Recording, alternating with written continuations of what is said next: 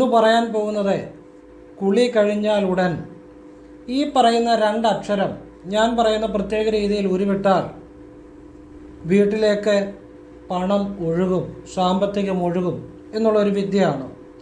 ഇത് ഏതൊരാൾക്കും ചെയ്യാം, എവിടെ ഇരുന്നുകൊണ്ടും ചെയ്യാം, ₹1 ചെലവില്ലാതെ ചെയ്യാം. ഇത് ശിവവിദ്യയാണ്, ശരനൂൽ വിദ്യയാണ്.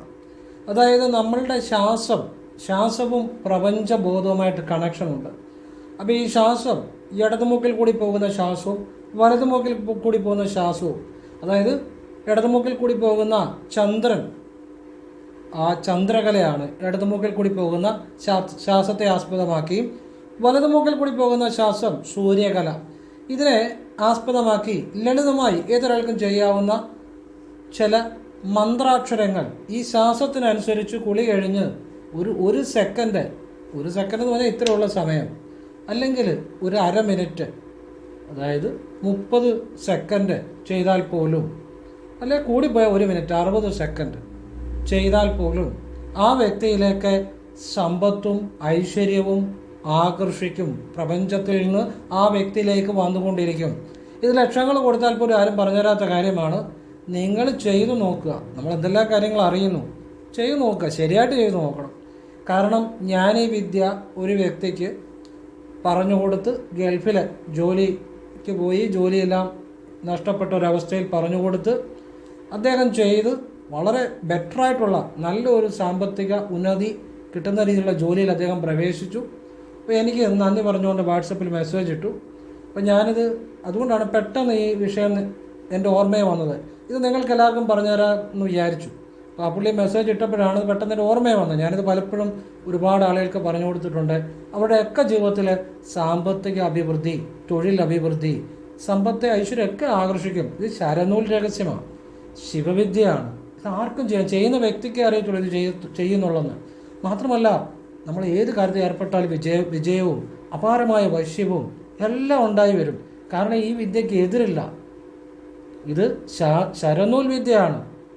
ഇത് ഞാൻ പറഞ്ഞില്ല, ലക്ഷങ്ങൾ കൊടുത്താലും ആളുകൾ പറഞ്ഞു തരാത്ത ആരും പറഞ്ഞു തരത്തില്ല. അങ്ങനെയുള്ള കാര്യങ്ങളാണ്. ഞാനിത് എന്തുകൊണ്ട് പറഞ്ഞു തരുന്നു എന്ന് ചോദിച്ചാൽ, ഞാൻ ഇന്ന് ഒരു വഴി പോയിട്ട് തിരിച്ചു വരുമ്പോൾ എന്നെ കണ്ടൊരു മനുഷ്യൻ പറഞ്ഞു, നിങ്ങളോടൊരു കാര്യം പറയാം. അദ്ദേഹം 7 സെൻറ്റ് സ്ഥലവും ഒരു വീടും കൂടെ വാങ്ങി. അപ്പോൾ അത് എന്നോട് എന്തുകൊണ്ട് പറഞ്ഞെന്ന് ചോദിച്ചാൽ, ഞാൻ അദ്ദേഹത്തിന് ചില കാര്യങ്ങൾ പറഞ്ഞു കൊടുത്തു, അത് ചെയ്തു. 19 വയസ്സിന് മേലുണ്ട്. അത്രയും വർഷമായിട്ട് നടക്കാത്ത കാര്യം ഞാൻ പറഞ്ഞ കാര്യം ചെയ്ത് നടന്നു. അപ്പോൾ അദ്ദേഹത്തിന് വലിയൊരു ആഗ്രഹമാണ് ഒരു വീട് സ്ഥലം വാങ്ങുക. അപ്പോൾ അത് ആ സന്തോഷം എന്നോട് പറഞ്ഞു. കാരണം ഞാനാണെങ്കിലും പരിഹാരങ്ങൾ പലതും പറഞ്ഞു കൊടുത്തത്. അപ്പോൾ അദ്ദേഹത്തിന് ഞാൻ പറഞ്ഞു കൊടുത്ത പരിഹാരം എന്ന് പറഞ്ഞാൽ, ഒന്ന്, കൃഷ്ണക്ഷേത്രത്തിലേക്ക് നിങ്ങൾക്ക് ഗുണം ചെയ്യുക. അതുകൊണ്ടാണ് ഒരു കദളിക്കൊല വ്യാഴാഴ്ച ദിവസം രാവിലെ കൊടുക്കുക. മനസ്സോടുകൂടി കൊടുക്കണം, മനസ്സങ്ങ് ചെല്ലണം, അല്ലാതെ കൊടുത്തുകൊണ്ടൊന്നും കാര്യമില്ല. പിന്നെ അവിടെ വൃത്തിയാക്കാൻ നിൽക്കുന്ന അമ്മമാരുണ്ട്, അടിച്ചു തെളിക്കാരി വൃത്തിയാക്കാൻ നിൽക്കുന്ന അമ്മമാരൊക്കെ ഉണ്ട്. അവർക്ക് സന്തോഷത്തോടെ ദക്ഷിണ കൊടുക്കുക. അത് ഞാൻ തുകയൊന്നും പറഞ്ഞില്ല, നിങ്ങളുടെ ഇഷ്ടം പോലെ ചെയ്യാം. അദ്ദേഹം 500 രൂപ കൊടുത്തെന്നാണ് എന്നോട് പറഞ്ഞത്, സന്തോഷത്തോടെ. വൈകിട്ട് ഭഗവാനൊരു സെറ്റ് മുണ്ട് കൊടുത്തു, ചുറ്റുവളക്കൂടെ ചെയ്തു. അത് കഴിഞ്ഞാണ് ഇദ്ദേഹത്തിൻ്റെ ജീവിതത്തിൽ തൊഴിൽപരമായ ഉയർച്ചയുണ്ടായി. സ്വന്തമായി സ്ഥലവും വീടും വാങ്ങി, 7 സെൻറ്റ് സ്ഥലവും ഒരു വീടോട് വാങ്ങി. അപ്പോൾ അത് സന്തോഷം എന്നോട് പറഞ്ഞു. അപ്പോൾ അങ്ങനെ ആ ഒരു ആളുകൾക്ക് ആ ഉയർച്ച ഉണ്ടാകുമെന്ന് കേൾക്കുമ്പോൾ എനിക്കൊരു വലിയ സന്തോഷമാണ്. അതുകൊണ്ട് ഇപ്പോൾ ഇന്നൊരു പയ്യൻ അത്യാവശ്യമായിട്ട് എന്നെ ഒരു വഴി വെച്ച് കണ്ടപ്പം പറഞ്ഞു, ഞാൻ 23ാമത്തെ വയസ്സിൽ ആ പയ്യൻ്റെ ഒരു കാര്യം പറഞ്ഞു. 29ാമത്തെ വയസ്സിൽ ആ പയ്യന് ഇന്ന സമയത്ത് വിദേശത്ത് പോകാൻ ഒരു അവസരം ലഭിക്കും. അന്ന് എന്നെ കാണാൻ 23ാമത്തെ വയസ്സിൽ ആ പയ്യൻ വരുമ്പോൾ അദ്ദേഹം ഗൾഫിലേക്ക് ശ്രമിക്കുകയായിരുന്നു. അത് എന്നിട്ടൊക്കെ അതിൻ്റെ പുറകെ നടന്നെന്ന് എനിക്ക് തോന്നുന്നു. പക്ഷേ ഞാൻ പറഞ്ഞു, ശ്രമിക്കണ്ട, യൂറോപ്യൻ രാജ്യങ്ങളോ അങ്ങനെയുള്ള രാജ്യങ്ങൾ നോക്കിയാൽ മതി, ഇന്ന സമയത്ത് അത് നടക്കാൻ സാധ്യതയുണ്ട് എന്ന് പറഞ്ഞു. അപ്പോൾ 29ാമത്തെ വയസ്സ് അന്ന് ഞാൻ പറഞ്ഞു, ഈ പയ്യനെ ഇപ്പോൾ സ്ലോവാക്യയ്ക്ക് പോവുക. ഞാൻ പറഞ്ഞ കാര്യങ്ങൾ ചെയ്തതാണ്. അതുകൊണ്ട് ഈ പറയുന്ന കാര്യങ്ങളെല്ലാം ഇതാരും പറഞ്ഞു തരത്തില്ല, ഇതെല്ലാം ശിവവിദ്യകളാണ്. അപ്പോൾ അത് പ്രയോജനപ്പെടുത്തുക. ഇനിയും നേരിട്ട് കൺസൾട്ടിങ് ഇല്ല, വാട്സപ്പ് വഴി മാത്രമേ ഉള്ളൂ. നിങ്ങൾക്ക് ചെയ്യാൻ ആഗ്രഹിക്കുന്നുണ്ടെങ്കിൽ വാട്സപ്പിൽ ഇടുക, ഫ്രീ ആകുമ്പോൾ ഞാൻ റിപ്ലൈ തരും. എല്ലാവരും നോക്കാൻ പറ്റത്തില്ല, അങ്ങനെ എല്ലാ വർക്ക് കൂടെ ചെയ്യണമെന്നോ അങ്ങനെയൊന്നുമല്ല. എനിക്ക് അർഹതപ്പെട്ട, അല്ലെങ്കിൽ എനിക്ക് പറ്റുന്ന, അല്ലെങ്കിൽ എനിക്ക് സമയമുള്ള അത് മാത്രമേ ഞാൻ എടുക്കത്തുള്ളൂ വർക്ക്. അത് പറ്റുന്ന രീതിയിൽ ഏറ്റവും നല്ലതായിട്ട് തന്നെ ചെയ്തു കൊടുക്കും. അത് ധൃതി വെച്ചിട്ട് കാര്യമില്ല. എല്ലാവരും ചെയ്യാൻ പറ്റത്തില്ല. എത്രയോ മെസ്സേജുകളാണ് എനിക്ക് ദിവസം വന്നുകൊണ്ടിരിക്കുന്നത്. അപ്പോൾ അത് എല്ലാവരും ചെയ്യാൻ പറ്റത്തില്ല. ഫ്രീ ആകുമ്പോൾ അനുസരിച്ച് റിപ്ലൈ തരും. എല്ലാം ക്ഷേത്രത്തിലേക്കുള്ള നല്ല കാര്യങ്ങൾ മാത്രമേ പറയത്തുള്ളൂ. ഏതൊരു സാധാരണക്കാരനും ചെയ്യാവുന്ന കാര്യം. അത് ആവശ്യമുണ്ട്, ചെയ്യാതെ ചെയ്യാതിരിക്കുക. അത് കേട്ടിട്ട് അങ്ങനെയാണ് വർക്ക് എടുക്കുന്നത്. സംഖ്യാജ്യോതിഷം, ഗ്രഹനില, ഹസ്തരേഖ, ഇതാണ് ഞാൻ നോക്കുന്നത്. എന്നിട്ട് ശരനൂൽ രഹസ്യവും, ആരും പറഞ്ഞു തരാത്ത ശരനൂൽ രഹസ്യവും, ഭദ്രകാളിയുടെ കാര്യങ്ങൾ, ക്ഷേത്രത്തിൽ ചെയ്യേണ്ട നല്ല കാര്യങ്ങൾ, ചെയ്യേണ്ട ദിവസം, ചെയ്യേണ്ട വഴിപാടുകൾ, ചെയ്യേണ്ട സമയം, ചെയ്യേണ്ട രീതി, അതിൻ്റെ പുറകിൽ മനസ്സിലാക്കേണ്ട രഹസ്യങ്ങൾ, ഓരോരുത്തരും കൈരേഖ, ഗ്രഹനില, സംഖ്യാജ്യോതിഷം അനുസരിച്ച് വിളിക്കേണ്ട ദേവതകൾ, അത് ഭാഗ്യസംഖ്യ, ഭാഗ്യനിറം, എവറിത്തിങ്, ഒരാളുടെ ഉയർച്ചയ്ക്ക് വേണ്ട കാര്യങ്ങൾ. ഒരു തവണ ഒരാളുടെ നോക്കത്തുള്ളൂ. അപ്പോൾ വേണ്ടതെല്ലാം പറഞ്ഞോളൂ. അതാണ് എൻ്റെ രീതി. ഞാൻ ശിവയോഗിയാണ്. ക്രിയാകുണ്ടലി പ്രാണായാമം ഗുരുവിൽ നിന്ന് സ്വീകരിച്ചതാണ്. ക്രിയാവിദ്യ ഗുരുവിൽ നിന്ന് സ്വീകരിച്ചതാണ്. ശിവവിദ്യ ചെയ്യുന്നു. അപ്പോൾ ഇതാണ് സാഹചര്യങ്ങൾ. പറഞ്ഞതേ ഉള്ളൂ. നേരിട്ട് ഫോൺ വിളിച്ചാൽ എടുക്കത്തില്ല. കാരണം ഞാൻ മിക്കവാറും തിരക്കിൽ തന്നെയാണ്. പിന്നെ നേരിട്ട് വന്നാലും നോക്കാൻ പറ്റത്തില്ല. വാട്സാപ്പിൽ എപ്പോഴും വർക്കുകൾ പോലും സമയത്തിന് തീരുന്നില്ല. സാഹചര്യം പറഞ്ഞതേ ഉള്ളൂ. ഇനി വിഷയത്തിലേക്ക് വരാം. അവിടെ 2 അക്ഷരം മാത്രം ഉരുവിട്ടാൽ എങ്ങനെയാണ് പണം വരുന്നത്, അല്ലെ ഐശ്വര്യം വരുന്നത്? ശരനൂൽ രഹസ്യത്തെക്കുറിച്ച് അറിയാവുന്നവർക്കറിയാം. ഈ ശാസ്ത്രമായിട്ട് പ്രപഞ്ചബോധം കണക്റ്റഡാണ്. ഇപ്പം നിങ്ങൾ എപ്പോഴും നിങ്ങൾക്ക് തകർച്ച തന്നെ മനസ്സിൽ ചിന്തിക്കുകയാണെങ്കിൽ അത് തകർച്ച ജീവിതത്തിലേക്ക് ഓട്ടോമാറ്റിക്കായിട്ട് വരും. അതിൻ്റെ കാര്യം ഈ ചിന്ത ശാസ്ത്രത്തോടൊപ്പം വെളിയിലോട്ട് പോവുകയും അകത്തേക്ക് വരികയും ചെയ്യണം. അപ്പം നിങ്ങളുടെ ചിന്ത ഈ ശാസ്ത്രത്തിലൂടെ പ്രപഞ്ചവുമായിട്ട് കണക്റ്റ് ആകുന്നുണ്ട്. അപ്പോൾ ഈ ശാസ്ത്രത്തിന് വളരെ പ്രാധാന്യമുണ്ട്. അതിൽ തന്നെ ഇടതുമുക്കിലെ ശ്വാസം, വലതുമുക്കിലെ ശ്വാസം, അത് പിങ്കല, ഇടതുമുക്കിലെ ചന്ദ്രകല, വലതുമുക്കിലെ സൂര്യകല, അതിന് വളരെ പ്രാധാന്യമുണ്ട്. ഇത് മനസ്സിലാക്കി ചെയ്താൽ അവൻ ശിവനാണ്. എന്ന് വെച്ചാൽ ശിവഭഗവാന്റെ പൂർണ്ണ അനുഗ്രഹം ഉണ്ടായിരിക്കും ആ വ്യക്തിക്ക്. അപ്പോൾ അതാണ് ശരനൂൽ രഹസ്യം. ഞാൻ ഇന്ന് പറഞ്ഞുതരാൻ പോകുന്ന ശരനൂൽ രഹസ്യം, നിങ്ങൾ രാവിലെ കുളി കഴിഞ്ഞാൽ ഉടൻ, തല തോർത്തി കഴിഞ്ഞാൽ ഉടൻ. ഇപ്പോൾ കുളി കഴിഞ്ഞാൽ ഉടൻ എന്ന് പറഞ്ഞതിൻ്റെ കാര്യം എന്നാണെന്നറിയോ? നമ്മൾ കുളി കഴിയുമ്പോൾ നമുക്കൊരു ഉണർവുണ്ടാവും. നമ്മുടെ ശരീരത്തിന്, ബോധത്തിന് ഒരു ഉണർവുണ്ടാവും. നമ്മൾ പ്രസൻറ്റ് മൊമെൻറ്റിലേക്ക് ആ സമയം നമ്മുടെ മനസ്സും ബോധവും വരും. മനസ്സിലായോ? അതാണ് കുളി കഴിഞ്ഞ ഉടൻ അങ്ങനെ ചെയ്യുന്നതുകൊണ്ടുള്ള ഫലം. നമ്മുടെ ശരീരവും മനസ്സും ഒരു പ്രസൻറ്റ് ആ നിമിഷത്തിലേക്ക് വരും. ശരീരത്തിനും മനസ്സിനും ഒരു ഉണർവുണ്ടാകും ജലം ശരീരത്തിൽ വീണ് കഴിയുമ്പോൾ. അതാണ് അതിൻ്റെ ഒരു രഹസ്യം. അപ്പോൾ അതുകൊണ്ടാണ് ഈ കുളി കഴിഞ്ഞാൽ ഉടൻ ചെയ്യാൻ പറയുന്നത്. അല്ല, അതിൻ്റെ അത് വേറെ കാര്യങ്ങളല്ല. കുളി കഴിഞ്ഞ ഉടനെ കുളിമുറി എന്ന് കിഴക്കോട്ട് തിരിഞ്ഞു നിന്നും നിങ്ങളുടെ ഇടത്ത് മൂക്കിനുള്ളിൽ മനസ്സുകൊണ്ട് ശ്രദ്ധിച്ച്, ഇടത്ത് മൂക്കിനുള്ളിലെ ശ്വാസത്തെ മനസ്സുകൊണ്ട് ശ്രദ്ധിച്ച് ശിവ ശിവ ശിവ ശിവ ഈ 2 അക്ഷരം നിങ്ങൾക്ക് പറ്റുന്ന അത്രയും തവണ, അത് 1 മിനിറ്റ് 1 സെക്കൻഡ് ചെയ്താൽ മതി, അല്ലെ 30 സെക്കൻഡ് ചെയ്താൽ മതി, അല്ലെ 1 മിനിറ്റ്, അതിൽ കൂടുതൽ ചെയ്യണ്ട. പറയുന്നതിൻ്റെ അപ്പുറം ചെയ്യരുത്. അങ്ങനെ ഇതിനൊക്കെ കണക്കുണ്ട്. അപ്പോഴാണ് അത് ഫലം കാണുന്നത്. ഇത് ശിവ ശിവ ശിവ ശിവ ശിവ ശിവ എന്നും ഇടത്തുമൂക്കിനുള്ളിൽ മനസ്സുകൊണ്ട് ശ്രദ്ധിച്ച് ജപിക്കണം. അപ്പം വലതുമൂക്ക് അടച്ചു പിടിക്കേണ്ട, ശ്വാസം എടുക്കാൻ വിടുകയൊക്കെ ചെയ്യാം, അതിനൊന്നും കുഴപ്പമില്ല. നിങ്ങളുടെ മനസ്സ്, നിങ്ങളുടെ ശ്രദ്ധ, തമിഴിൽ പറഞ്ഞാൽ ഗമനം, നിങ്ങളുടെ ശ്രദ്ധ ഇടതുമൂക്കിനുള്ളിലെ ശ്വാസത്തെ ആയിരിക്കണം. ജപിക്കുന്ന മനസ്സുകൊണ്ടാണ്, കണ്ണ് തുറന്നുകൊണ്ട്, വാഗുകൊണ്ട് ജപിക്കേണ്ട. ശിവ ശിവ ശിവ ശിവ ശിവ ശിവ എന്ന് ജപിക്കുക. നിങ്ങൾ പൂർണ്ണമായിട്ട് ആ സമയത്ത് ആ മന്ത്രത്തിൽ നിങ്ങളുടെ മനസ്സ് വരണം. അതുപോലെ ഇടതുമൂക്കിനുള്ളിലെ ശ്വാസത്തിൽ നിങ്ങളുടെ ശ്രദ്ധ വരണം.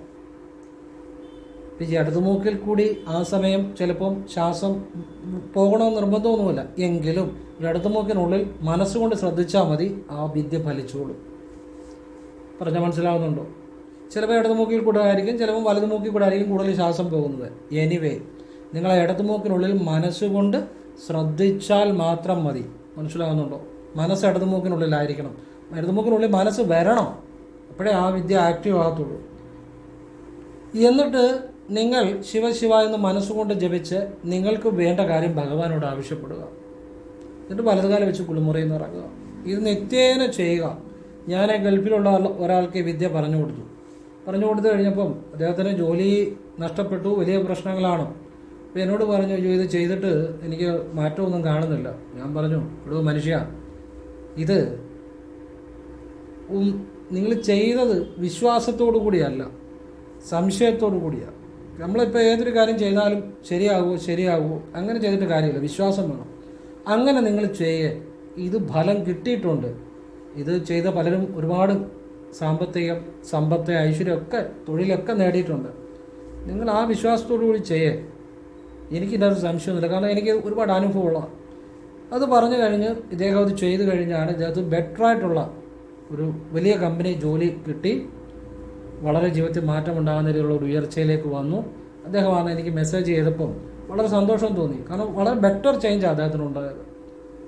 അപ്പോൾ നിങ്ങൾക്ക് എല്ലാവർക്കും കൂടെ അത് പറഞ്ഞു തരാമെന്നേക്കാന്ന് പെട്ടെന്ന് ഓർമ്മയെ വന്നു. അതുകൊണ്ടാണ് ഇന്നത്തെ വീഡിയോയിൽ അത് ഇടുന്നത്. അല്ലെങ്കിൽ ഇന്നത്തെ വീഡിയോ പറഞ്ഞു തരണമെന്ന് നിർബന്ധമൊന്നുമില്ല.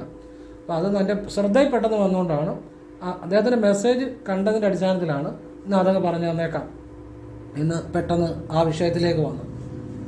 അപ്പം ഇത് നിങ്ങൾ നിത്യേന ചെയ്യണം. കുളി കഴിഞ്ഞു പിന്നെ നിങ്ങൾ ഫ്രീ ആയിട്ട് ഇത് കിഴക്കോട്ട് തിരിഞ്ഞൊന്ന് ചെയ്യണം കേട്ടോ. അതെപ്പോഴും ശ്രദ്ധിച്ചോണം. കുളിമുറി എന്ന് കിഴക്കോട്ട് തിരിഞ്ഞെന്നാണ്. ഇനി നിങ്ങളിത് എവിടെ നിന്ന് വേണമെങ്കിലും നിങ്ങൾക്ക് ഇടയ്ക്ക് ഇരുന്നുകൊണ്ടോ നിന്നുകൊണ്ടോ ചെയ്യാം. പക്ഷെ കിഴക്ക് ദിക്കിലേക്ക് ഇരുന്ന് ചെയ്യുമ്പോഴാണ് അത് കൂടുതൽ ഫലമാകുന്നത്. അതായത് നിങ്ങളുടെ ജോലി ചെയ്യുന്ന ഇടവേളകളിൽ, ഒരു ജോലി ചെയ്യുന്നതിൻ്റെ ഇടയ്ക്കോ റോഡിൽ കൂടെ നടക്കുമ്പോഴോ റോഡ് ക്രോസ് ചെയ്യുമ്പോഴോ വണ്ടി ഇരുന്നോ ഒന്നും ചെയ്യരുത്. നിങ്ങൾ സ്വസ്ഥമായിട്ടിരിക്കുമ്പോൾ ഒരു ദിവസം എപ്പോൾ വേണേലും ഈ വിദ്യ ആവർത്തിക്കാം. ഈ വിദ്യ ചെയ്തിട്ട് ഒരു വ്യക്തിയോട് സംസാരിച്ചാലോ ഒക്കെ നമുക്ക് അനുകൂലമായിട്ട് വരും. മാത്രമല്ല വിശ്വാസത്തോടുകൂടി ചെയ്യണം എന്ന് മാത്രമേ. ഇത് നമ്മൾ പലതവണ ചെയ്യുമ്പോഴാണ് ഇത് വശപ്പെടുന്നത്. അപ്പോഴാണ് നമുക്ക് ബലം ഉണ്ടാകുന്നത്. ചിലർക്ക് ആദ്യം ചെയ്യുമ്പോൾ തന്നെ ഗുണമാണ്, ചിലർക്ക് ഇത് ഒരു കുറേ ദിവസങ്ങൾ ചെയ്യുമ്പോഴാണ്. ഇതെന്നും നിങ്ങൾ ചെയ്താൽ മതി. ഇത് വശപ്പെട്ട് കഴിയുമ്പോൾ അതുപോലെ സമ്പത്തും ഐശ്വര്യവും വശ്യവും നിങ്ങളിലേക്ക് ഉണ്ടായി വരുമെന്നുള്ളതാണ്. യാതൊരു സംശയവും വേണ്ട. ഇത് ശിവവിദ്യയാണ്. അപ്പോൾ ഇത് നിങ്ങൾ നിത്യേന ചെയ്യുക. ഫ്രീ ആയിട്ടിരിക്കുമ്പോഴൊക്കെ ഇടയ്ക്കിടയ്ക്ക് ചെയ്യുക. കിഴക്ക് ദിക്കിലേക്ക് നോക്കി ഇരുന്നോ നിന്നോ ചെയ്യാം. ഇത് ചെയ്യുമ്പോൾ നിങ്ങൾ മാത്രമേ അറിയുന്നുള്ളൂ ഇത് നിങ്ങൾ ചെയ്യുന്നെന്ന്. മനസ്സിലാ മന്ത്രം ജപിക്കുന്നത്, വേറെ ആർക്കും അറിയത്തില്ല. ഈ രഹസ്യം നിങ്ങൾ ആരോടും പറഞ്ഞു കൊടുക്കാതിരിക്കുക. പറഞ്ഞു കൊടുത്താൽ അതിൻ്റെ ബലം കുറയും. പിന്നെ ഒരു വിദ്യ പറഞ്ഞു തന്ന ഒരു ഗുരുവെന്ന നിലയിൽ എന്നോട് ചില ആളുകൾ പറയാറുണ്ട്. അതിൽ തെറ്റില്ല. കാരണം ഒരു വിദ്യ പറഞ്ഞു തന്ന ആളാണ്, ആ ഗുരുസ്ഥാനത്താണ്. അദ്ദേഹത്തോട് പറയുന്നത് തെറ്റില്ല. വേറെ ആരോടും പറയാതിരിക്കുന്നതാണ് നല്ലത്. കാരണം ആ വിദ്യയുടെ അതിൻ്റെ ഫലം കുറയും. ഇങ്ങനെയുള്ള വിദ്യകളൊക്കെ അങ്ങനെയാണ്. ഇത് ശരനൂൽ രഹസ്യങ്ങളാണ്. എന്തും നേടിയെടുക്കാൻ പറ്റും. നിങ്ങളുടെ പൂർണ്ണ വിശ്വാസം, പൂർണ്ണ മനസ്സ് ഈ ചൊല്ലുന്ന മന്ത്രത്തിലും ഈ പറയുന്ന ഇടതുമുക്കിനുള്ളിലും വന്നു കഴിഞ്ഞാൽ ഏത് കാര്യവും നമ്മളെ പ്രപഞ്ചത്തെ നമ്മളിലേക്ക് അട്രാക്റ്റ് ചെയ്യാൻ പറ്റും. നമ്മളുടെ ആ മനസ്സിൻ്റെ ശക്തി അനുസരിച്ച്, നമ്മുടെ വിശ്വാസം അനുസരിച്ച് ആ തരത്തിൽ ഉള്ള എനർജിയുള്ള ഏതൊരു കാര്യവും നമ്മളിലേക്ക് അട്രാക്റ്റ് ചെയ്യപ്പെടുമെന്നുള്ളതാണ്. നിങ്ങളുടെ ആ വിശ്വാസം കൂടെ അവിടെ വരണം. അപ്പോഴാണ് അത് ഫലം ഉണ്ടാകുന്നത്. അപ്പോൾ ഇത് ഏതൊരാൾക്കും ചെയ്യാം. ഏതൊരാൾക്കും എന്ന് പറഞ്ഞാൽ ഏതൊരാൾക്കും ചെയ്യാം, ആർക്കും ചെയ്യാം. ഇതാര് ചെയ്യുന്നു അവരുടെ ജീവിതത്തിലേക്ക് ദിവസവും എല്ലാവിധ ഐശ്വര്യങ്ങളും ഉണ്ടായി വരും. അപാരമായ വശ്യം ഉണ്ടായി വരും. ഇനി ഇത് ചെയ്യുന്ന ഏത് വ്യക്തി ആയിക്കോട്ടെ, ഒരു സാധാരണ കടയിൽ നിൽക്കുന്ന ഒരു വ്യക്തി ആയിക്കോട്ടെ, ഒരു സ്വന്തമായി ബിസിനസ് ചെയ്യുന്ന ആളായിക്കോട്ടെ, ഒരു അഡ്വക്കേറ്റ് ആയിക്കോട്ടെ, ഒരു ഡോക്ടർ ആയിക്കോട്ടെ, ഒരു എഞ്ചിനീയർ ആയിക്കോട്ടെ, ഒരു റിയൽ എസ്റ്റേറ്റ് ബ്രോക്കർ ആയിക്കോട്ടെ, ഒരു സിനിമാ മേഖല അല്ലെങ്കിൽ സീരിയൽ മേഖലയുള്ള ആളായിക്കോട്ടെ, ഏത് മേഖലയിലുള്ള വ്യക്തിക്കും ആ മേഖലയിൽ പുരോഗതി ഉണ്ടായി വരും. അവർക്ക് അന്നേ വരെ കിട്ടാത്ത സ്ഥാനങ്ങൾ, അവർക്ക് അന്നേ വരെ കിട്ടാത്ത ധനം ഉയർച്ച, അതുപോലെ സ്ഥാനമാനങ്ങൾ, ഐശ്വര്യം, ബഹുമാന്യത, സന്തോഷം, എവരിത്തിങ് ഉണ്ടായി വരും. കാരണം ഇത് ശിവവിദ്യ, ഇതിനപ്പുറത്തേയാവുന്നില്ല. ശിവശിവ എന്നുള്ള രണ്ടക്ഷരത്തിനുള്ളിൽ ഈ എല്ലാം ഉണ്ട്. ശിവശിവ എങ്കിലർ തീവിണയാളർ, ശിവശിവ என்றடா തീവിണை മാലും, ശിവശിവ என்றடா തേവരും ആവർ, ശിവശിവ എന്ന ശിവഗതി താനെ. ഇതിനകത്തെല്ലാം ഉണ്ട്. ശിവശിവ എന്ന രണ്ടക്ഷരം ഉരുവിട്ടാൽ മുൻജന്മ പാപങ്ങൾ തീരും. ശിവശിവ എന്ന രണ്ടക്ഷരം ഉരുവിട്ടാൽ ഈ ജന്മത്തിലെ പാപങ്ങളും തീരും. ശിവശിവ എന്ന രണ്ടക്ഷരം ഉരുവിട്ടാൽ ദേവനായിത്തീരും, ആ ഈശ്വരൻ തന്നെ ആയിത്തീരും. ശിവശിവ എന്നാൽ മറുപിറവയില്ലാത്ത ആ ഭഗവാനിൽ തന്നെ ലയിക്കും. നമുക്ക് പലപ്പോഴും നമ്മുടെ ചുറ്റുമുള്ള ആളുകളെയൊക്കെ നിരീക്ഷിക്കുമ്പോഴും നമുക്ക് മനസ്സിലാകുന്ന ഒരു കാര്യമാണ്, പലർക്കും ജീവിതത്തിൽ പ്രശ്നങ്ങൾ കൂടുതൽ ഉണ്ടാകാനുള്ളൊരു കാര്യം അവർക്ക് മറ്റുള്ളവർ ഇന്നത് മേടിച്ചു, മറ്റുള്ളവർ കാറ് മേടിച്ചു, അല്ലെങ്കിൽ മറ്റുള്ളവർ വലിയ ബംഗ്ലാവ് വെച്ചു. അപ്പം അതുപോലെ ആകണം, എല്ലാം മറ്റുള്ളവരത് കാണുമ്പോൾ അതുപോലെ എനിക്കും വേണം എന്നുള്ള ഒരു വിഭ്രാന്തി, അങ്ങനെ ഒരു ചിന്ത, ഒരു അത്യാഗ്രഹം പലപ്പോഴും ഉണ്ടാകാറുണ്ട്.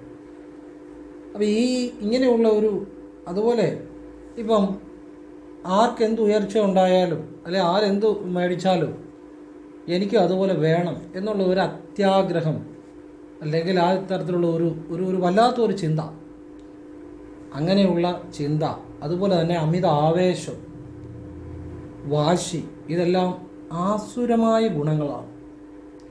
അതെന്തുകൊണ്ടാണ് ആസുര ഗുണങ്ങൾ എന്ന് പറഞ്ഞാൽ? അസുര ഗുണങ്ങളിൽ നിന്നും ഞാൻ ഇച്ചിരി ഇതായിട്ട് പറഞ്ഞതുള്ളൂ, ആസുരമായ ഗുണങ്ങളാണ്. അല്ല, ഇനിയിപ്പോൾ നിങ്ങൾക്ക് മനസ്സിലാകും ആസുര ഗുണങ്ങൾ എന്തുകൊണ്ടാണ് പറയുന്നതെന്നറിയാമോ? നമുക്ക് പുരാണങ്ങൾ വായിച്ചാൽ അറിയാം, ഈ അസുരന്മാരൊക്കെ നശിച്ചത് എങ്ങനെയാണ്?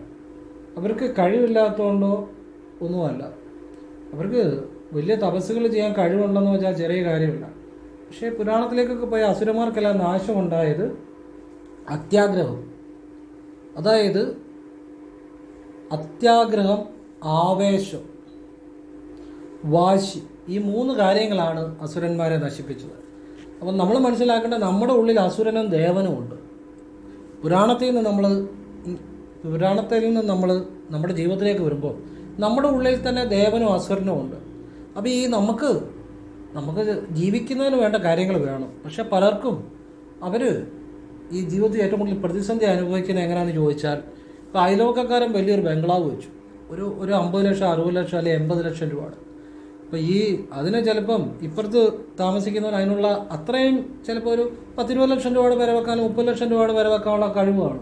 പക്ഷേ അയൽവക്കക്കാരന് 80 ലക്ഷം രൂപയുടെ വില വെച്ച് കഴിഞ്ഞാൽ എനിക്ക് 1 കോടി രൂപയുടെ വില വെക്കണം എന്നുള്ള ഒരു അത്യാർത്തി, അല്ലെങ്കിൽ ഒരു വിഭ്രാന്തി, എന്നാ ചെയ്യണമെന്ന് അറിയത്തില്ല, എനിക്കത് കിട്ടിയേ പറ്റൂ, അല്ലെങ്കിൽ എനിക്കത് ചെയ്തേ പറ്റൂ എന്നുള്ള ആ ഒരു ചിന്ത കൊണ്ട് ലോൺ എടുത്ത് ഇപ്പോൾ വലിയ 1 കോടി രൂപയുടെ വില വെച്ചു എന്ന് വിചാരിക്കുക. ജീവിതം മുഴുവൻ ലോൺ അടച്ച് അവൻ്റെ ജീവിതം ഒരു വഴിയാവും. ജീവിക്കാൻ മറന്നുപോകും, ജീവിക്കാൻ പറ്റത്തില്ല, എന്നും ടെൻഷൻ അടച്ച് ഈ പൈസ ഒപ്പിക്കാനുള്ള ജീവിതം മുഴുവൻ തീരുക.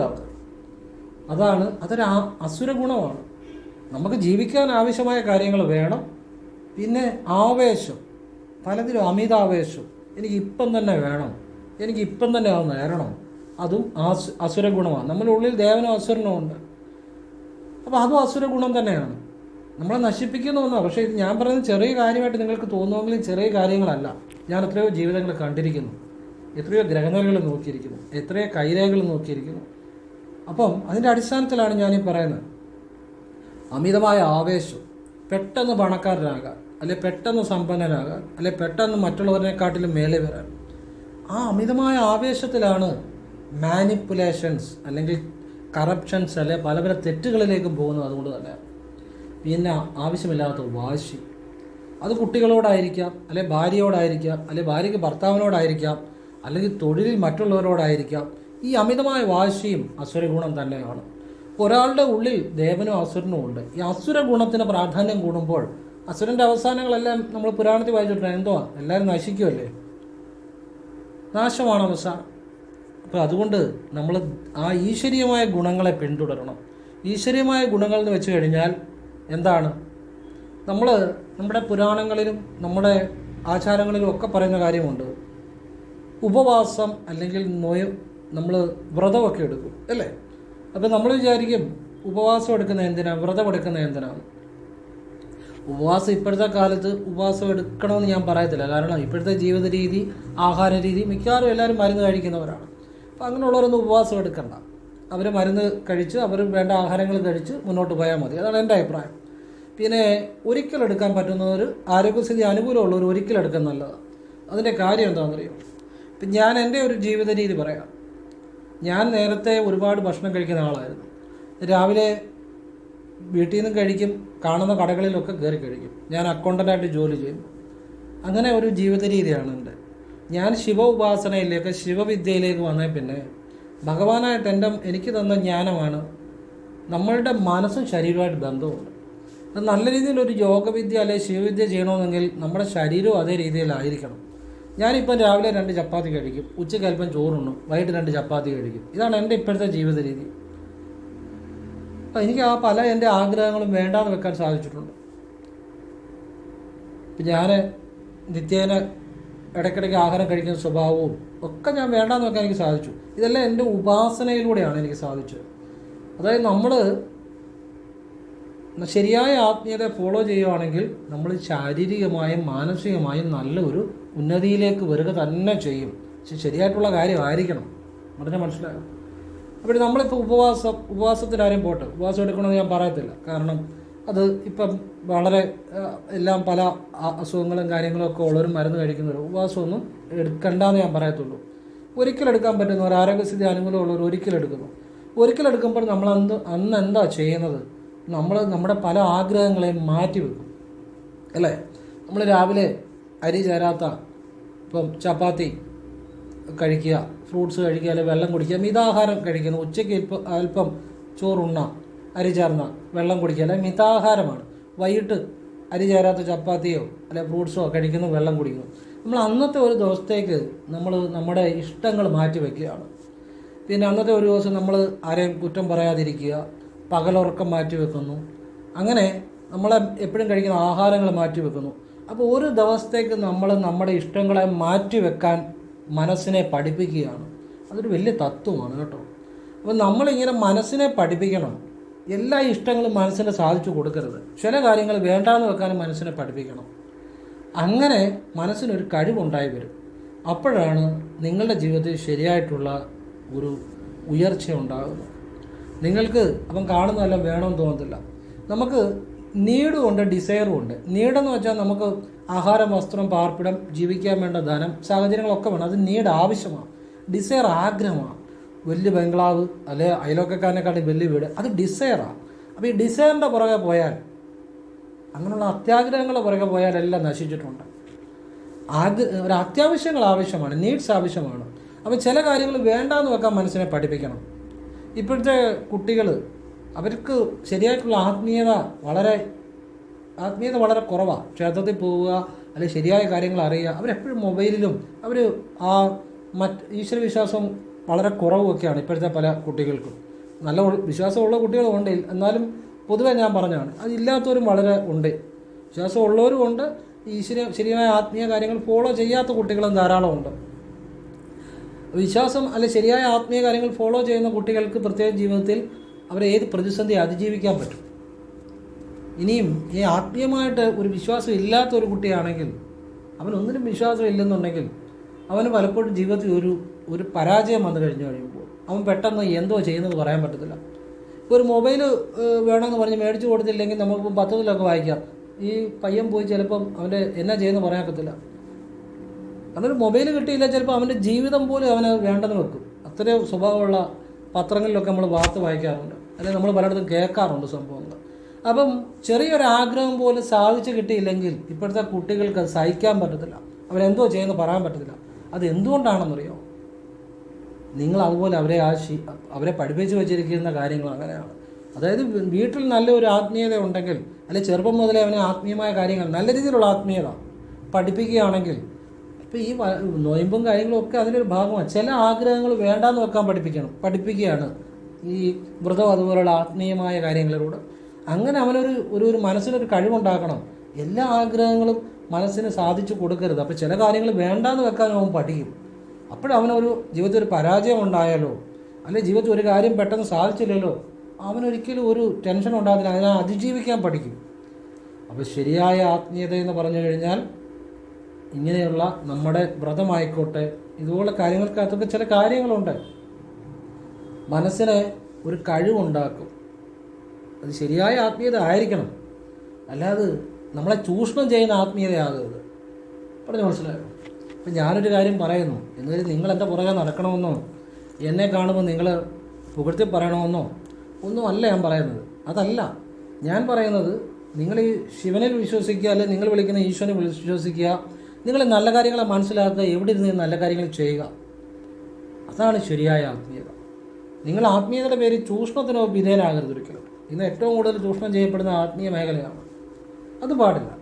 നിങ്ങളുടെ ബുദ്ധിക്കും യുക്തിക്കും നിങ്ങൾ ചിന്തിച്ച് ശരിയെന്നുള്ള കാര്യത്തെ മാത്രം ഫോളോ ചെയ്യണം. ശരിയായ ആത്മീയത ഫോളോ ചെയ്യുന്നവർ ജീവിതത്തിൽ ഏത് പ്രതിസന്ധി അതിജീവിക്കും. അവർക്ക് ഏത് പരാജയങ്ങളെ അതിജീവിക്കാനുള്ള മാനസിക ശേഷി ഉണ്ടായിരിക്കും. അവർക്ക് എവിടെയും ഒരു പ്രാവശ്യം പരാജയപ്പെട്ടാൽ പോലും പിന്നീട് വിജയിക്കാൻ പറ്റും. അതാണ് ശരിയായ ആത്മീയത. അപ്പോൾ ആ ശരിയായ ആത്മീയതയെ നിങ്ങൾ അറിയണം. അത് നിങ്ങളുടെ ഉള്ളിൽ തന്നെയാണ്.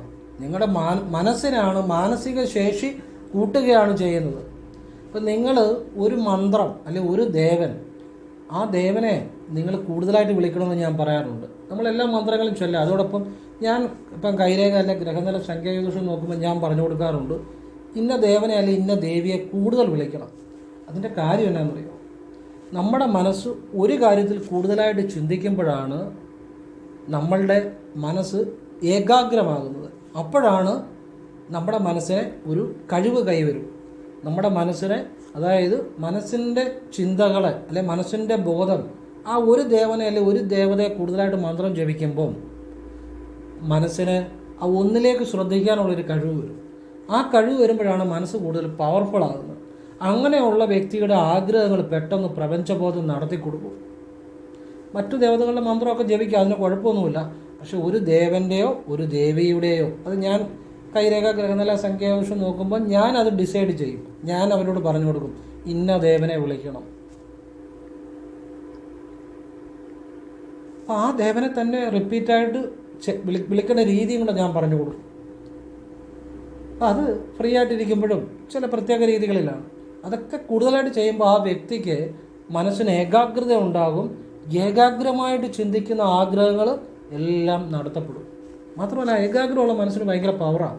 പെട്ടെന്നൊരു കാര്യം മനസ്സിലാക്കാൻ, പെട്ടെന്നൊരു കാര്യം പ്രവർത്തിക്കാൻ, അതുപോലെ പെട്ടെന്ന് എവിടെയെങ്കിലും വിജയം ഉണ്ടാകണമെങ്കിൽ, ഇവിടെയൊക്കെ വിജയം ഉണ്ടാകണമെങ്കിൽ ആ ഏകാഗ്രമായ മനസ്സിന് വളരെ പവറാണ്.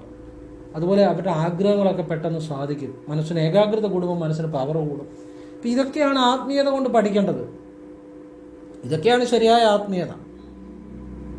അല്ലാതെ എന്തൊക്കെയോ ചെയ്യുന്നു, എന്തിനെല്ലാം പുറകെ പോകുന്നു, ആരെയൊക്കെയോ നിങ്ങളെ എന്തൊക്കെയോ ആയിട്ട് വിചാരിക്കുന്നു, നിങ്ങൾ ഒന്നും അല്ലെന്ന് വിചാരിക്കുന്നു, ഇതൊന്നുമല്ല ആത്മീയത. നിങ്ങളുടെ ഉള്ളിൽ ഈശ്വരനുണ്ട്. ആ ഈശ്വരനെ നിങ്ങൾ അറിയുക, നിങ്ങളുടെ വെളിയിലുള്ള ഈശ്വരനെയും നിങ്ങൾ അറിയുക.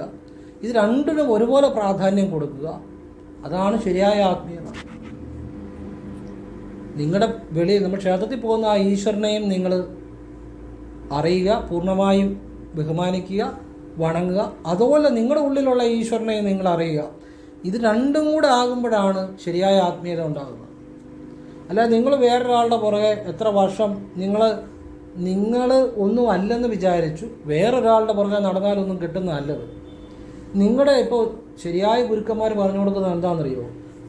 നീ ഈ ക്ഷേത്രത്തിൽ പോയി ഈശ്വരനെ വിളിക്കുന്നതോടൊപ്പം നിൻ്റെ ഉള്ളിലെ ഈശ്വരനെ ഉണർത്താനുള്ള വിദ്യകളാണ് പറഞ്ഞു കൊടുക്കുന്നത്. നമ്മളൊക്കെ അങ്ങനെ, ഇപ്പോൾ എൻ്റെ വീഡിയോ കാണുന്നവർക്ക് അറിയാമല്ലോ, എൻ്റെ വീഡിയോ കാണുന്നവർ ശിവനിൽ ലയിച്ചിരിക്കാറുണ്ട് ഒരുപാട് ആളുകൾ. ഇപ്പോൾ എത്രയോ മെസ്സേജുകൾ എൻ്റെ വാട്സാപ്പിൽ കിടപ്പുണ്ട്. അപ്പോൾ അവർക്ക് കിട്ടുന്ന ഒരു സന്തോഷം, അതാണ് ശരിയായ ആത്മീയത. അവർക്ക് സന്തോഷം കിട്ടണം, അവരുടെ ആഗ്രഹങ്ങൾ സാധിക്കണം, അവർ ഈശ്വരനെ അറിയണം. ഇത് വേറെ വെളിയിൽ പുറകെ നടന്നാൽ ഇതൊന്നും കിട്ടത്തില്ല. ഉള്ളിലുള്ള ഈശ്വരബോധം, നമ്മൾ അമ്പലത്തിൽ പോകണം, തൊഴണം, അവിടെ ചെയ്യേണ്ട കാര്യങ്ങൾ ചെയ്യണം, അത് നമ്മുടെ ജീവിതത്തിൽ മാറ്റം വരുത്തും. പക്ഷേ ഉള്ളിൽ നമ്മൾ അറിയേണ്ട കാര്യങ്ങൾ ഉള്ളിൽ അറിയണം, അതും അതോടൊപ്പം ചെയ്യണം. അതിന് വേറെ നമ്മൾ ആരുടെ പുറകെ നടന്നാലും എത്ര ഗുരുവും ശിഷ്യനും കളിച്ചാലൊന്നും കിട്ടത്തൊന്നുമില്ല. പറഞ്ഞ് മനസ്സിലാവുന്നു. ഞാനിത് പറഞ്ഞു തരുന്നത് നമ്മൾ ആ ശൈവസിദ്ധ പരമ്പരയുടെ ആദ്യ ശൈവസിദ്ധ പരമ്പരയുടെ ഭാഗമായ സോള് തന്നെയാണ് നമ്മുടെ ഉള്ളിലുള്ളത്. അതുകൊണ്ടാണ് ഈ പറഞ്ഞു തരുന്നത്. ഞാൻ പറഞ്ഞു തരുന്നത് മുഴുവൻ ശിവവിദ്യകളാണല്ലോ. അതങ്ങനെ ആരും പറഞ്ഞു തരാൻ പറ്റത്തില്ല, ശിവരഹസ്യങ്ങൾ. അപ്പോൾ അത് സത്യമായ സനാതനമായ, സനാതനം എന്ന് വെച്ചാൽ എന്നും നിലനിൽക്കുന്നതിനർത്ഥം കേട്ടോ. അപ്പോൾ എന്നും നിലനിൽക്കുന്ന ആ ഈശ്വരനെ അറിഞ്ഞാൽ നിങ്ങൾ അത്യാർത്ഥിക്ക് പോകത്തില്ല, നിങ്ങൾ ആരെയും മനസ്സുകൊണ്ട് വേദനിപ്പിക്കത്തില്ല, നിങ്ങൾ ആരെയും ദൂഷിക്കത്തില്ല, നിങ്ങളെക്കാട്ടിയും വലിയവനോ താഴ്വനായിട്ട് ആരെയും കണക്കാക്കത്തില്ല, നിങ്ങളെപ്പോലെ തന്നെ ബഹുമാന്യതയോട് കണക്കാക്കും. ഇതൊക്കെയാണ് ആ ശരിയായ ഈശ്വരനെ അറിഞ്ഞാലുള്ള ഗുണം. അപ്പം അങ്ങനെയുള്ള ആ കാര്യങ്ങളാണ് ശൈവ പരമ്പരയുടെ ഭാഗമായ നമ്മളൊക്കെ ഈ പറഞ്ഞു തരുന്നത്. അത് മനസ്സിലാക്കേണ്ടവരും മനസ്സിലാക്കുക. അല്ലാത്തൊരു വഴി പോവുക. കർമ്മം എന്തായാലും കർമ്മം തിരിച്ചടിക്കും. അത് നല്ല കാര്യങ്ങൾ ചെയ്താൽ നല്ല ഫലങ്ങൾ ഉണ്ടാകും, മോശം കാര്യങ്ങളുടെ പുറകെ പോയാൽ മോശം കാര്യങ്ങൾ ഉണ്ടാകും. തെറ്റായ കാര്യങ്ങൾ ചെയ്തിട്ട് ഒരിക്കലും നല്ല ഫലങ്ങൾ പ്രതീക്ഷിക്കരുത്. നല്ല കാര്യങ്ങളുടെ പുറകെ പോയാലേ നല്ലതുണ്ടാകത്തുള്ളൂ.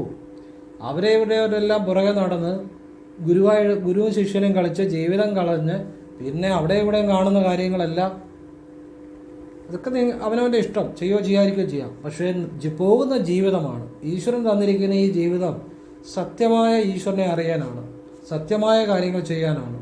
അപ്പം അത് നിങ്ങൾ തിരഞ്ഞെടുക്കണം, നിങ്ങളുടെ ഇഷ്ടമാണ്. അപ്പം ഞാൻ ഈ പറയുന്ന ഈശ്വരീയമായ കാര്യങ്ങളെല്ലാം അറിഞ്ഞുകൊണ്ട് ഗുണം മാത്രമേ ഉണ്ടാകത്തുള്ളൂ.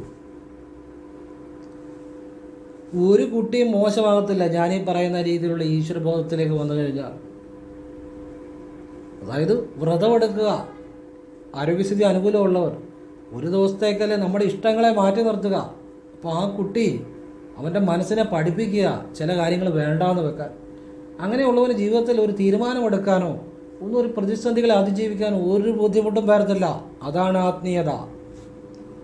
അല്ലാതെ എൻ്റെ പുറകെ നടക്കാൻ പറയുന്നതല്ല. ഞാൻ ആരോടും പറയത്തില്ല എൻ്റെ പുറകെ നടക്കാൻ. ഞാനൊരു ഗുരുവല്ല, ഒരു ശിഷ്യനുമല്ല, ഞാൻ ആരുമല്ല. എന്നെ വഴി വെച്ച് കണ്ടാൽ പോലും മിണ്ടണമെന്ന് ഞാൻ പറയത്തില്ല. മിണ്ടിയാലും മിണ്ടിയില്ലേലും കുഴപ്പമില്ല. നിങ്ങളുടെ ഉള്ളിലെ ആ ഈശ്വര ചൈതന്യത്തെ അറിയുക, പരമശിവനെ അറിയുക. ഞാനെപ്പോഴും ഭഗവാനെ ലയിച്ചിരിക്കുന്ന ആളാണ്. ഓരോ ശ്വാസത്തിലും ശിവവിദ്യ ചെയ്യുന്ന ആളാണ്. അത് 18 സിദ്ധന്മാർ, ശൈവസിദ്ധന്മാർ, സിദ്ധന്മാർ ചെയ്ത വിദ്യയാണ് ഞാൻ ഫോളോ ചെയ്യുന്നത്. അതുകൊണ്ടല്ലേ ഞാൻ അല്ലാതെ അവരിവരും പറയുന്ന കാര്യങ്ങളോ ഒന്നും ഞാൻ പോകാറില്ല. കാരണം എനിക്ക് സത്യവിദ്യ അറിയാം. അത് എൻ്റെ ജന്മത്തിൽ കിട്ടിയതാണ്. നമ്മളാ പരമ്പരയുടെ ഭാഗമാണ്. നമ്മുടെ ഗുരുക്കന്മാർ നമുക്ക് ധ്യാനത്തിൽ ഇരിക്കുമ്പോൾ തരും. പറഞ്ഞ മനസ്സിലായി? അല്ലാതെ നിങ്ങളെ കാണുന്ന അതൊന്നും അല്ല ഈ ലോകം, അതൊന്നും അല്ല ശരിയായ ആത്മീയത. അതുപോലെ നമ്മളിപ്പോൾ ഈശ്വരനെ വിളിക്കുന്നു. ഇപ്പം ഞാൻ ധ്യാനിച്ചിരിക്കുക എന്ന് ചിന്തിക്കുന്നിടത്തോളം കാലം ശരിയായ ധ്യാനം സംഭവിക്കുന്നില്ല. അവിടെ ഞാൻ ധ്യാനിച്ചിരിക്കുകയാണ് എന്ന് ഞാൻ ചിന്തിക്കുന്നിടത്തോളം കാലം ശരിയായ ധ്യാനം അവിടെ സംഭവിക്കുന്നില്ല. അതായത് ഞാൻ ധ്യാനം ചെയ്യുമ്പോൾ, ഞാൻ ധ്യാനിക്കുക എന്ന് പറയുമ്പോൾ ജ്ഞാനവും ഉണ്ട് ധ്യാനവും ഉണ്ട്. അവിടെ ദ്വൈതമാണ്, അദ്വൈതമല്ല. അപ്പം ഞാൻ ധ്യാനം ചെയ്യുമ്പോൾ ഞാനെന്ന ഭാവമില്ലാതെ അത് ലയിച്ചിരിക്കുമ്പോഴാണ് അത് അദ്വൈതമാകുന്നത്. അതാണ് ഈശ്വരനാകുന്നത്. അപ്പോഴാണ് നിങ്ങൾക്ക് ആ പ്രപഞ്ചബോധം നിങ്ങളുമായി കണക്റ്റ് ആകുന്നത്. അത് നിങ്ങൾ ചെയ്യേണ്ടതാണ്. വേറൊരാളുടെ പുറകെ നടന്നാലൊന്നും അത് കിട്ടത്തില്ല. അവനവൻ ചെയ്യേണ്ടതാണ്, അവനവൻ്റെ ഉള്ളിലുണ്ടാകേണ്ടതാണ്.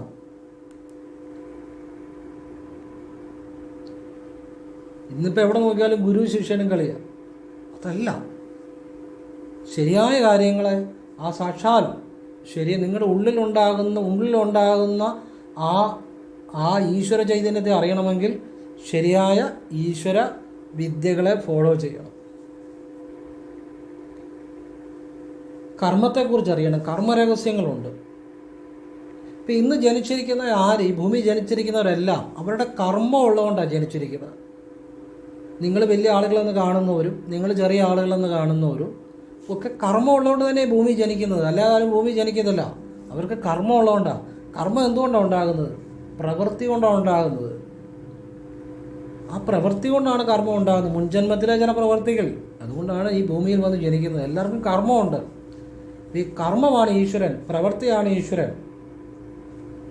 അപ്പോൾ സത്കർമ്മങ്ങൾ ചെയ്യുക എന്നുള്ളതാണ് നമ്മളുടെ ഭാരതീയമായ ആചാര്യന്മാർ നമ്മളെ പഠിപ്പിച്ചിരിക്കുന്നത്. സത്കർമ്മങ്ങൾ ചെയ്യുക. അതുകൊണ്ടാണ് പറയുന്നത് മനസ്സാ വാച കർമ്മണ, നല്ലത് ചെയ്യുക എന്ന് നമ്മുടെ ആചാര്യന്മാർ നമ്മളെ പഠിപ്പിച്ചിരിക്കുന്നത്. അന്യൻ്റെ ആഗ്രഹിക്കാതിരിക്കുക, നമുക്ക് ആവശ്യത്തിനുള്ള നമ്മൾ അധ്വാനിച്ച് നേടണം. ഇതൊക്കെ കർമ്മദോഷം ഉണ്ടാകാതിരിക്കാൻ വേണ്ടിയാണ്. ഇപ്പം നിങ്ങൾ വിചാരിക്കും കർമ്മത്തിന് ശക്തി ഉണ്ടോ എന്ന്. ഞാനൊരു സിമ്പിളായിട്ടുള്ള ഉദാഹരണം പറയാം. നിങ്ങളിപ്പം ഒരാളെ സഹായിക്കുന്നു, ഒരാൾ നിങ്ങളോട് വഴി ചോദിക്കുന്നു. നിങ്ങൾക്ക് 2 രീതിയിൽ വഴി പറഞ്ഞു കൊടുക്കാം. അതാണ്ട് അവിടെ, അല്ലെ ദേണ്ട ഇവിടെ, ഇങ്ങനെ പറഞ്ഞു കൊടുക്കാം. അല്ലെ നിങ്ങൾ കാര്യമായിട്ട് പറഞ്ഞു കൊടുക്കുക. അവിടെ ചെന്ന് കഴിയുമ്പം വലത്തോട്ട് തിരിയുമ്പോൾ നിങ്ങൾ വളരെ ആത്മാർത്ഥയോട് പറഞ്ഞു കൊടുക്കുക. നിങ്ങൾ എവിടെയെങ്കിലും ചെന്ന് വഴി അന്വേഷിക്കുമ്പോൾ അതുപോലെ തന്നെ നിങ്ങൾ ഒരാൾ ഹെൽപ്പ് ചെയ്യാൻ വരും. എനിക്ക് ഒരുപാട് അനുഭവം ഉണ്ടാവുകൊണ്ടാണ് പറഞ്ഞു കൊടുത്തത്. എന്നോട് വഴി ചോദിക്കുന്നവരോട് ഞാൻ വളരെ ആത്മാർത്ഥമായിട്ടാണ് പറഞ്ഞു കൊടുക്കുന്നത്. ഞാൻ ദൂരെ ഒരു സ്ഥലത്ത് ചെന്നപ്പോൾ എന്നെ ഒരു ഓട്ടോക്കാരൻ അയാൾക്കൊരു കാര്യമില്ലാഞ്ഞിട്ട് ആ സ്ഥലത്ത് കൊണ്ടുപോയി ഇറക്കി വിട്ടു. പൈസ ഒന്നും മേടിച്ചിട്ടൊന്നുമില്ല. അയാൾക്കൊരു കാര്യമില്ല, പറഞ്ഞു തന്നാൽ മതി. പക്ഷെ ഞാൻ ചെയ്ത പ്രവൃത്തിയിലാണ്. കർമ്മം എപ്പോഴും എഫക്റ്റ് ഉണ്ട് കർമ്മത്തിന്. ഇതൊരു സിമ്പിളാണ് ഉദാഹരണം. ഇതുപോലെ നിങ്ങൾ കഴിഞ്ഞ ജന്മം ചെയ്ത കർമ്മത്തിൻ്റെ ഈ ജന്മത്തിൽ എഫക്റ്റ് വരും. ഈ ജന്മത്തിൽ ചെയ്ത കർമ്മത്തിന് ഈ ജന്മത്തിലും ഉണ്ടാകാം, ചിലപ്പോൾ അടുത്ത ജന്മത്തിലേക്കും വരാം. കർമ്മം എപ്പോഴും എഫക്റ്റ് ഉള്ളതാണ്. ആ കർമ്മമാണ് ഈശ്വരൻ. ഈശ്വരൻ നമ്മൾ ചെയ്യുന്ന കർമ്മങ്ങളെല്ലാം നമ്മുടെ ആത്മാവിൽ സേവ് ആകുന്നുണ്ട്. നമ്മുടെ ആത്മാവിൽ എല്ലാം നമ്മൾ ചെയ്യുന്ന കാര്യങ്ങളെല്ലാം പൂർണ്ണമായിട്ടും നമുക്കറിയാം, നമ്മുടെ ഉള്ളിലെ ബോധത്തിനറിയാം. അവിടെ കള്ളത്തരമൊന്നും പറയാൻ പറ്റത്തില്ല. അതുകൊണ്ടാണ് നമ്മുടെ പുണ്യാത്മാക്കളായിട്ടുള്ള ഋഷീശ്വരന്മാർ നമ്മളെ പഠിപ്പിച്ചിരിക്കുന്നത് കർമ്മം ചെയ്യുക, നിന്നുടെ ധർമ്മം അത് സത്യസന്ധമായിട്ട് ചെയ്യുക. അതാണ് ഏറ്റവും വലിയ ഈശ്വരീയമായ ഉപാസനയും, അതാണ് ഈശ്വരീയമായ പ്രാർത്ഥനയും. ആ കർമ്മം തന്നെയാണ് ഈശ്വരൻ. അപ്പോൾ ഇതാണ് ശരിയായ ആത്മീയത. ഇവിടെ നേടലുമില്ല, നഷ്ടപ്പെടുത്തലുമില്ല, പിടിച്ചെടുക്കലില്ല, അത്യാർത്ഥികളില്ല. അല്ലെ എനിക്ക് മാത്രമല്ല ആകാവുള്ളൂ, അല്ലെ ഞാൻ മാത്രം പറയുന്നത് ശരിയാണ്, ഇതൊന്നുമല്ല. ഇവിടെ നേടലുമില്ല, നഷ്ടപ്പെടുത്തലുമില്ല. എല്ലാവർക്കും നല്ലതുണ്ടാവണം, അത്രയേ ഉള്ളൂ. ഇതൊക്കെ എനിക്ക് ഭഗവാൻ നൽകിയ ജ്ഞാനങ്ങളായി പറഞ്ഞു തരുന്നത്. ഞാൻ ധ്യാനത്തിൽ ഇരിക്കാറുണ്ട്, ആ ഭഗവാനിൽ ലയിച്ചിരിക്കാറുണ്ട്. അപ്പം ഭഗവാൻ തരുന്ന ചില ജ്ഞാനങ്ങൾ പറയുന്നതേ ഉള്ളൂ. അത് നിങ്ങൾക്ക് ഇഷ്ടമുണ്ടെങ്കിൽ സ്വീകരിക്കാം, അല്ലെങ്കിൽ നിങ്ങൾക്ക് തള്ളിക്കളയാം, അത് നിങ്ങളുടെ ഇഷ്ടം. ഞാൻ എൻ്റെ അനുഭവങ്ങളും അറിവുകളും കാഴ്ചപ്പാടുകളും എനിക്ക് ഈശ്വരൻ തരുന്ന ജ്ഞാനങ്ങൾ പറയുന്നതേ ഉള്ളൂ. അതെൻ്റെ സ്വാതന്ത്ര്യം. നിങ്ങൾക്ക് സ്വീകരിക്കാനും സ്വീകരിക്കാതിരിക്കാനുള്ള സ്വാതന്ത്ര്യം നിങ്ങൾക്കുണ്ട്. ഇപ്പോൾ എല്ലാവരെയും ഈശ്വരൻ അനുഗ്രഹിക്കട്ടെ. എല്ലാം ഞാൻ പൊതുവായിട്ട് പറഞ്ഞതേ ഉള്ളൂ. എല്ലാവരെയും ഈശ്വരൻ അനുഗ്രഹിക്കട്ടെ. അപ്പോൾ ഇങ്ങനെ ചെറുതെന്ന് വിചാരിക്കുന്ന കാര്യങ്ങളാണ് ജീവിതത്തിലെ വലിയ കാര്യങ്ങൾ. നിങ്ങൾ ആദ്യം ചെറിയ ചെറിയ കാര്യങ്ങളിൽ ശ്രദ്ധിക്കുക. നിങ്ങളുടെ പ്രവൃത്തി, നിങ്ങളുടെ കർമ്മം, നിങ്ങളുടെ ഈശ്വരീയമായ നിങ്ങൾ ചെയ്യുന്ന കാര്യങ്ങൾ. ഒരു ദേവനെയോ ഒരു ദേവിയോ കൂടുതലായിട്ട് വിളിക്കണം, പെട്ടെന്ന് ജീവിതം മാറും. അതുപോലെ ചില നന്മകൾ ചെയ്യണം. ചെറിയ രീതിയിൽ അന്നദാനം, അല്ലെങ്കിൽ ആശുപത്രി കിടക്കുന്നവരെ സഹായിക്കുക, അല്ലെങ്കിൽ ഒരാൾക്ക് ജോലി മേടിച്ചു കൊടുക്കാൻ സഹായിക്കുക, ആപത്തിൽ ഒരാളെ സഹായിക്കുക. ഇങ്ങനെയുള്ള നല്ല നല്ല കാര്യങ്ങൾ പ്രതിഫലം ഇച്ഛിക്കാതെ ചെയ്യണം. അപ്പോൾ നിങ്ങൾക്ക് മനസ്സിലാകും ഈശ്വരൻ ആരാണ്. നിങ്ങളുടെ ഉള്ളിലൊരു ഈശ്വരാനുഭവം ഉണ്ടാവും, ഒരു സന്തോഷം ഉണ്ടാവും. അതുപോലെ നിങ്ങൾക്കൊരാപത്ത് വരുമ്പോൾ നിങ്ങളെ ആരെങ്കിലും സഹായിക്കാൻ പറ്റും. അപ്പം നിങ്ങൾക്ക് ഈശ്വരനൊരു ചോദ്യമല്ല, ഉത്തരമായിരിക്കും ഉള്ളിൽ. പിന്നെ നിങ്ങൾ ഈശ്വരൻ ആരാന്ന് ചോദിക്കത്തില്ല. അന്ന് മുതൽ നിങ്ങളുടെ ഉള്ളിൽ ഈശ്വരനൊരു ചോദ്യമല്ല, ഒരു ഉത്തരമായിരിക്കും. അങ്ങനെയാണ് ഈശ്വരനെ അറിയേണ്ടത്. പറഞ്ഞ് മനസ്സിലായി. അല്ലാതെ പുസ്തകത്തിൽ വായിക്കുന്ന ഈശ്വരനെ അല്ല നിങ്ങൾ അറിയേണ്ടത്. എത്ര പ്രഭാഷണം ചെയ്താലും ആ ഈശ്വരനെ അറിയാൻ പറ്റത്തില്ല. നമ്മൾ ഇതുപോലുള്ള കാര്യങ്ങൾ ചെയ്യുമ്പോൾ നമ്മുടെ ഉള്ളിൽ ഒരു ഈശ്വരബോധം ഉണ്ടാകും, ഒരു ദിവ്യമായ സന്തോഷം ഉണ്ടാകും. പിന്നെ നമുക്ക് ചില അനുഭവങ്ങൾ ഈശ്വരൻ തരും. അങ്ങനെയാണ് ഈശ്വരനെ അറിയേണ്ടത്. എല്ലാവർക്കും ആ അനശ്വരനായ ഈശ്വരൻ്റെ അനുഭവം ഉണ്ടാകട്ടെ. പരമേശ്വരൻ എല്ലാവരെയും അനുഗ്രഹിക്കട്ടെ. എല്ലാവരും നല്ല ചിന്തകൾ ഉണ്ടാകട്ടെ, നല്ല കാര്യങ്ങളെ ഫോളോ ചെയ്യട്ടെ. നമുക്കൊരുമിച്ച് ആ നന്മയിലേക്ക് നീങ്ങാം. നമുക്കൊരുമിച്ച് നല്ല സ്വപ്നങ്ങൾ കാണാം. നമുക്കൊരുമിച്ച് ആ ഈശ്വരനെ, അനശ്വരനായ ഈശ്വരനെക്കുറിച്ച് സ്മരിക്കാം. നമുക്ക് പരമേശ്വരനെക്കുറിച്ച് നമുക്ക് അനുഭവിക്കാം. നമുക്ക് ആ നന്മയുടെ വഴിയിൽ നടന്നു നീങ്ങാം. അവിടെ എല്ലാം നന്മയുടെ ആ ഈശ്വര്യമായ നല്ല കാര്യങ്ങൾ മാത്രമേ ഉള്ളൂ. അവിടെ ചെറിയവനുമില്ല, വലിയവനുമില്ല. അവിടെ വലിപ്പച്ചെറുപ്പങ്ങളില്ല. അവിടെ എല്ലാം ഈശ്വരനാണ്. ഞാൻ നിങ്ങളെക്കാട്ടും വലിയ ആളോ നിങ്ങൾ എന്നെക്കാട്ടും ചെറിയ ആളോ ഒന്നുമല്ല. അതുകൊണ്ടാണ് ഞാൻ പറഞ്ഞത്, നിങ്ങൾ എന്നെ വഴി വെച്ച് കാണുമ്പോൾ മിണ്ടാതിരിക്കുക, അതൊക്കെ നിങ്ങളുടെ ഇഷ്ടം, എനിക്കത് യാതൊരു വിഷമമില്ലെന്ന് പറഞ്ഞു. കാരണം ഇവിടെ വലിപ്പച്ചെറുപ്പങ്ങളില്ല. ഞാൻ ആരുമല്ല, ഞാനൊന്നുമല്ല. ആ ഈശ്വരൻ നൽകിയ ജ്ഞാനം ഞാൻ പറഞ്ഞു തരുന്നതേ ഉള്ളൂ. അപ്പോൾ എല്ലാവരും ഈശ്വരൻ അനുഗ്രഹിക്കട്ടെ. ഇത് ഞാനീ പറയുന്ന കാര്യങ്ങൾ മനസ്സിലായാൽ ആ വ്യക്തിയുടെ ആത്മാവ്, ബോധം ഒക്കെ ആ ഈശ്വരബോധം ഉണ്ടായി വരും. ഒരു സംശയം വേണ്ട. ഇതിൻ്റെ അകത്തെല്ലാം ഉണ്ട്. ജീവിതത്തിലെ ഏറ്റവും വലിയ തെറ്റാണെന്ന് ചോദിച്ചു കഴിഞ്ഞാൽ തെറ്റായ കാര്യങ്ങളുടെ പുറകെ പോവുക എന്നുള്ളതാണ്. അറിവില്ലാത്തതോ ബുദ്ധിയില്ലാത്തതോ കഴിവില്ലാത്തതോ ഒന്നുമല്ല. തെറ്റായ കാര്യങ്ങളുടെ പുറകെ പോവുക എന്നുള്ളതാണ്. ശരിയായ കാര്യങ്ങളുടെ പുറകെ പോകുന്നതാണ് ഏറ്റവും വലിയ ഈശ്വരാധീനം. എല്ലാവരെയും ഈശ്വരൻ അനുഗ്രഹിക്കട്ടെ. നിങ്ങളുടെ ഉള്ളിൽ ആ ഈശ്വരബോധം ഉണ്ടായി വരുമ്പോൾ നല്ല ആളുകൾ നിങ്ങളിലേക്ക് വരും, നല്ല കാര്യങ്ങൾ നിങ്ങളിലേക്ക് വരും.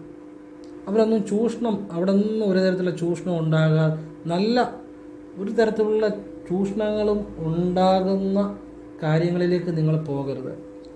നിങ്ങൾക്ക് ഇപ്പം നമുക്ക് ബുദ്ധിയുണ്ടല്ലോ, നമ്മളെ ഒരു വ്യക്തി ആത്മീയമായിട്ടോ ഒരു കാര്യം പറഞ്ഞാൽ നമ്മളെ ചൂഷണം ചെയ്യാൻ ശ്രമിക്കുന്നുണ്ടെങ്കിൽ സാമാന്യ ബുദ്ധി വെച്ച് നമ്മൾ സാമാന്യ ബുദ്ധി നമുക്കുണ്ടല്ലോ, അത് വെച്ച് നമ്മൾ മനസ്സിലായി അതിൽ നിന്ന് പുറകോട്ട് പോയിക്കോളും.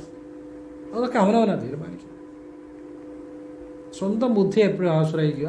നല്ലതാണെങ്കിൽ ഫോളോ ചെയ്യുക, ആര് പറഞ്ഞാലും നല്ല കാര്യങ്ങളാണ് അതിൻ്റെ പുറകെ പോവുക. എല്ലാവരും ഈശ്വരൻ അനുഗ്രഹിക്കട്ടെ. ഞാൻ പൊതുവായിട്ട് പറഞ്ഞതും കാര്യങ്ങളാണ്. അപ്പം ഈശ്വരാനുഗ്രഹം എല്ലാവർക്കും ഉണ്ടാകട്ടെ. നമ്മളുടെ പ്രവൃത്തിയാണ് ഈശ്വരൻ, നമ്മളുടെ കർമ്മമാണ് ഈശ്വരൻ. ആ ഈശ്വരനെ അറിയുമ്പോഴാണ് ജീവിതത്തിന് അർത്ഥം ഉണ്ടാകുന്നത്. അല്ലാതെ എത്ര വർഷങ്ങൾ ജീവിച്ചാലും എത്രയൊക്കെ ഇവിടെ കിടന്ന് തലകുത്തി മറിഞ്ഞാലും നിങ്ങൾ ആ ശരിയായിട്ടുള്ള ഈശ്വരബോധം ഉണ്ടാകാതെ ഈ ഭൂമിയിൽ നിന്ന് പോയാൽ അതൊരു നിങ്ങളുടെ ഒരു കർമ്മദോഷം തന്നെയാണ്. കുരുരമ എൻ്റെ കണ്ണാന്നാണ് വിളിക്കുന്നത്, അല്ലാതെ അവിടെ വലിയ ശ്ലോകങ്ങളോ മന്ത്രങ്ങളോ ഒന്നുമല്ല. എൻ്റെ കണ്ണാന്ന് വിളിക്കുന്നിടത്ത് കൃഷ്ണനുണ്ട്. അത് എന്തുകൊണ്ടാണെന്നറിയോ? നിഷ്കളങ്കത, സത്യസന്ധത, ആ മനസ്സിൻ്റെ ശുദ്ധി, മറ്റുള്ളവർക്കും തനിക്കും നന്മ വരണമെന്നുള്ള ചിന്ത. അവിടെ അറിവിൻ്റെ അഹങ്കാരമോ ഒന്നുമില്ല. പരിശുദ്ധമായ മനസ്സാണ്. ഞാനെന്ന ഭാവമില്ലാതെ ഈശ്വരനിലേച്ച നിഷ്കളങ്കമായ മനസ്സാണ് കുരുരമ്മയുടേത്. അതുകൊണ്ട് ആ പുണ്യാത്മാവ് എൻ്റെ കണ്ണാന്ന് വിളിച്ചാൽ മതി, ഭഗവാൻ വരും. അവിടെ മന്ത്രമൊന്നും ജപിക്കേണ്ട. അപ്പം നമ്മൾ വിളിക്കുമ്പോൾ ആ ഭഗവാന്റെ അനുഭവം ഉണ്ടാകുന്നില്ലെങ്കിൽ നമ്മുടെ ഒരു പക്ഷേ മനസ്സിൻ്റെ ആ ഞാനെന്നുള്ള അഹങ്കാരം കൊണ്ടായിരിക്കുക. കുരുരമ്മയ്ക്കൊക്കെ ഞാനെന്നുള്ള ഭാവം ഇല്ല. ആ ഞാനെന്നുള്ള ഒരു അറിവിൻ്റെ അഹങ്കാരം അതൊന്നും അവർക്കില്ല. അവർ ആ പുണ്യാത്മാവ്, ആ ഈശ്വരൻ എന്നുള്ള നിഷ്കളങ്കമാണ് കുരുരമ്മയുടെയൊക്കെ മനസ്സ്. ആ ഭഗവാനിൽ ലയിച്ചു നിൽക്കുകയാണ്. അവർക്ക് സംശയങ്ങളില്ല. അവർക്ക് പൂർണ്ണ ഭഗവാനിൽ ലയിച്ചാണ് വിളിക്കുന്നത്. അതിനപ്പുറത്തൊരു അറിവില്ല, അതിനപ്പുറത്തൊരു ജ്ഞാനമില്ല. ഈ ജ്ഞാനം എന്ന് പറഞ്ഞാൽ എല്ലാവരും ധരിച്ചു വെച്ചിരിക്കുന്ന പുസ്തകത്തിൽ നിന്ന് പഠിക്കുന്ന കാര്യങ്ങളാണ്. അതൊക്കെ ജ്ഞാനം തന്നെയാണ്. പക്ഷെ പരമമായ ജ്ഞാനം എന്ന് വെച്ചാൽ അനുഭവമാണ്, ഈശ്വരാനുഭവമാണ്.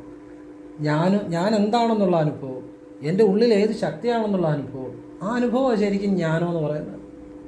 ഇപ്പോൾ ഗുരുരമയ്ക്കൊക്കെ ഉണ്ടായിരുന്നത് ആ ഈശ്വരാനുഭവമാണ്, ആ ജ്ഞാനമാണ്. അവർക്ക് അതിനപ്പുറത്തൊരു അറിവിൻ്റെ ആവശ്യമില്ല. ഒരു സംശയവുമില്ലാതെ, ഒരു ചിന്തയുമില്ലാതെ, നിഷ്കളങ്കമായ മനസ്സോടുകൂടി, പരിശുദ്ധമായ മനസ്സോടുകൂടി ഭഗവാനെ ലയിച്ച് എൻ്റെ കണ്ണാന്ന് വിളിച്ചാൽ അവിടെ ഭഗവാനുണ്ട്. അതാ മനസ്സിൻ്റെ പരിശുദ്ധിയാണ്. അപ്പോൾ ഈ അവസരത്തിൽ ഞാൻ കുരുരമയൊക്കെ മനസ്സുകൊണ്ട് കോടാനുകോടി പ്രാവശ്യം പ്രണമിക്കുന്നു. എനിക്ക് ഈ പ്രാവശ്യം ഒരു ഭാഗ്യം ഉണ്ടായി. കുരുരമ്മ, പൂന്താനം, വില്യമംഗലം സ്വാമിയാർ ഇവരെയൊക്കെ ഗുരുവായൂർ ഏകാദശിക്ക് ഒന്ന് സ്മരിക്കാനും ഒക്കെ എനിക്ക് ഒരവസരമുണ്ടായി. അവരെ ഞാൻ സ്മരിച്ചു. അവരെയൊക്കെ ഞാൻ മനസ്സുകൊണ്ട് വണങ്ങി. അതിനൊരു ഭാഗ്യം എനിക്ക് ഭഗവാൻ തന്നു. കാരണം സാധാരണ നമ്മുടെ മനസ്സിലേക്ക് ഭഗവാൻ അങ്ങനെ ഒരു ജ്ഞാനം നൽകി. ഞാൻ അവരെയൊക്കെ സ്മരിച്ചു.